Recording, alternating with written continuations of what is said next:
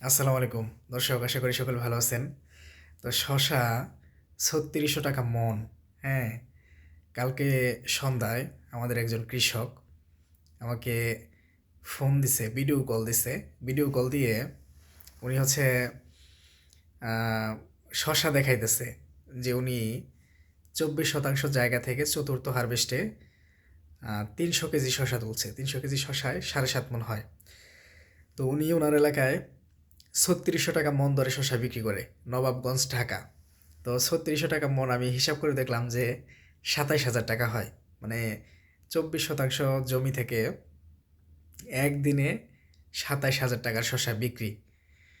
তো এরকম করে যদি উনি ৪ দিন বা ৫ দিন শশা তোলে, তাহলে তো প্রচুর পরিমাণে টাকা হয়ে যায়। এর আগে ৩ দিন উঠাইছে, ওই কত মন করে উঠছে আমি এটা সঠিক জানি না।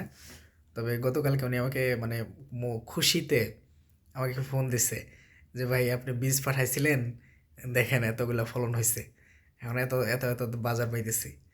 তো আমার আসলে খুবই ভালো লাগলো ওনার আহ, খুশি দেখা। তো সবজির দাম, যে কোনো সবজির দাম এখন বাজারে প্রচুর বেশি, এবং এটা সামনে আরও বাড়বে কিনা এটা নিয়ে যদি বলি, তাহলে হচ্ছে এই যে জানুয়ারির শুরুতে আপনার একটা শৈত্যপ্রবাহ গেল, তাপমাত্রা অনেক জেলায় 10 ডিগ্রির নিচে নেমে গেছিল।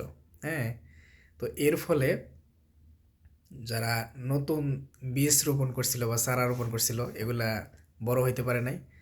যাদের গাছে ফসল ছিল ওগুলোও বড় হয় নাই, এবং নতুন কইরা জালিকলিও বের হইতে পারে নাই। এর প্রভাবে প্রোডাকশন খুবই কম, কিন্তু বাজারে চাহিদা আগের মতোই আছে। যার কারণে আপনার হচ্ছে বাজারে সবজির দাম বেশি, এবং ধারণা করতেছি যে এটা আরও কিছুদিন এরকম বেশি থাকবে। হ্যাঁ, শীতকাল আমাদের দেশে মানে আহ, ফসলের মৌসুম। সাধারণত শীতকালে আপনার ফসলের দাম খুবই কম থাকে, সবজির দাম।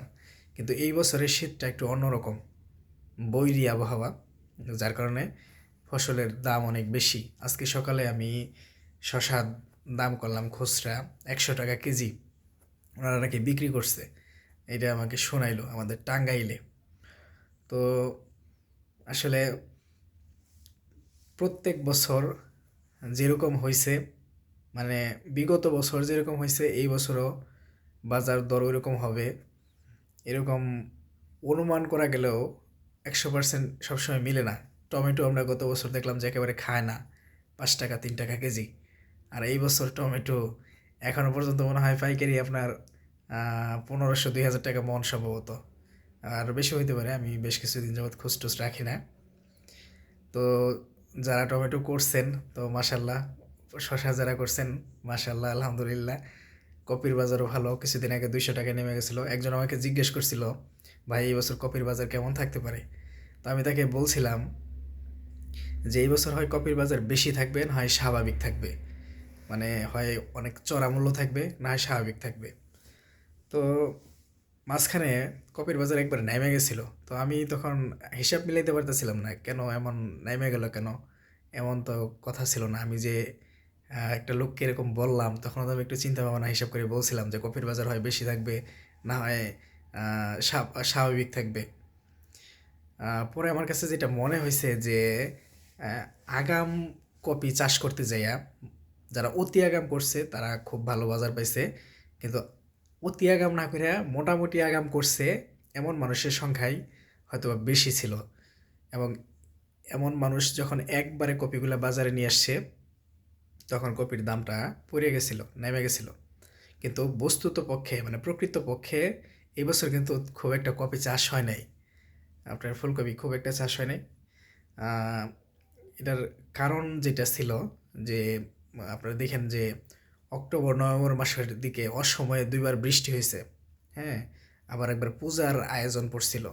তো সব মিলিয়ে যারা সেলার আছে, বীজ বিক্রেতা, এদের কাছে যদি আপনি একটু যান, জিজ্ঞেস করেন, দেখবেন যে এরা ওই সময়টাতে যে পরিমাণে বীজ অন্য বছরগুলোতে বিক্রি হয়েছে, এই বছর এরকম বিক্রি হয় নাই। হ্যাঁ, অবিকৃত থাইকা গেছে বীজগুলা। তো যার ফলে আমি এটা ধারণা করছিলাম যে এবছর কপির বাজারটা মোটামুটি ভালো থাকবে, তারপরে মাঝখানে পড়ে গেছিলো, তখন হিসাব মিলল না, কিন্তু এখন দেখেন আবার স্বাভাবিক হয়ে গেছে, কপির বাজার মোটামুটি ভালো। তো যাই হোক, আমরা শুধু অনুমান করতে পারি, ভবিষ্যৎ বক্তা না, ভবিষ্যৎবাণী করা উচিত না। অনুমান করে একটা ধারণা নেওয়া বা বলা এটা মোটামুটি ঠিক আছে। তো আপনারা যারা কৃষিকাজ করেন, আপনারা এখন আপনাদের জমির পরিচর্যা করেন। জমির পরিচর্যা ঠিকঠাক মতো করেন। শীতকালীন ফসল চাষ খুবই কঠিন, এর মধ্যে শশা চাষ বেশি কঠিন, রোগ দ্বারা খুবই সহজে আক্রান্ত হয়, বিশেষ করে ডাউনি মিল্ডিউ।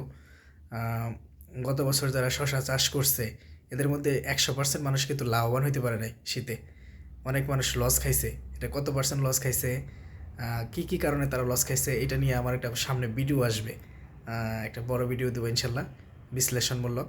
আমি একটা ভোটের আয়োজন করছিলাম আমার ইউটিউব চ্যানেলে, আপনারা যদি ওইটা কেউ দেখে থাকেন, যে সেখানে মানুষ ভোট দিছে, আমি প্রশ্ন করছিলাম যে আপনি কী কারণে লস খাইছেন, আপনি সঠিক বীজ নির্বাচন করতে পারেন নাই, পরিচর্যা করতে পারেন নাই, নাকি রোগবালাই ধরছিল, নাকি বাজার পান নাই, এরকম প্রশ্ন করছিলাম। তো মানুষ ভোট দিছে। হ্যাঁ, তো ওই এইটা আমি দেখাবো, তথ্যটা আপনাদেরকে দেখাবো যে আসলে কয় পার্সেন্ট মানুষ কোন কারণে লস খাইছে। তো তাহলে আপনাদের এই বছর যারা চাষ করতেছেন, আপনাদের চাষবাস সম্পর্কে আরও বেশি স্পষ্ট ধারণা হবে। তো ভালো থাকবেন সকলে, দোয়া করবেন আমাদের জন্য। আর নবাবগঞ্জের যে স্মার্ট বয় চাষ করে এত টাকা, এত উচ্চ মূল্যে শশা বিক্রি করতেছে, তো এখন যারা শশা নতুন করে লাগাচ্ছেন বা লাগাবেন, সামনে ভাবতেছেন, একটা বিষয় সবসময় মাথায় রাখবেন যে যখন বাজার ফাঁকা যায়, মানে বেশি মানুষ বাজারে শশা নিয়ে আসতে পারে না বা যে কোনো ফসল নিয়ে আসতে পারে না, তখন এটার দাম বাড়ে। আবার যখন প্রোডাকশন অনেক বেশি থাকে, তখন দাম কিছুটা কমে। এজন্য এখন অনেক দাম, 3600 টাকা মন, 3800 টাকা মন, এই জন্যে 12 মাসই এরকম দাম থাকবে বিষয়টা এমন না। হ্যাঁ, দাম উঠে নামে, কমে, বাড়ে। এই জন্য একটু চিন্তা ভাবনা করে আপনি লাগাবেন যে কোন সময়টাতে লাগাইলে আপনি ভালো বাজার পাবেন। তো ভালো থাকবেন সবাই। আসসালামু আলাইকুম, আল্লাহ হাফিজ।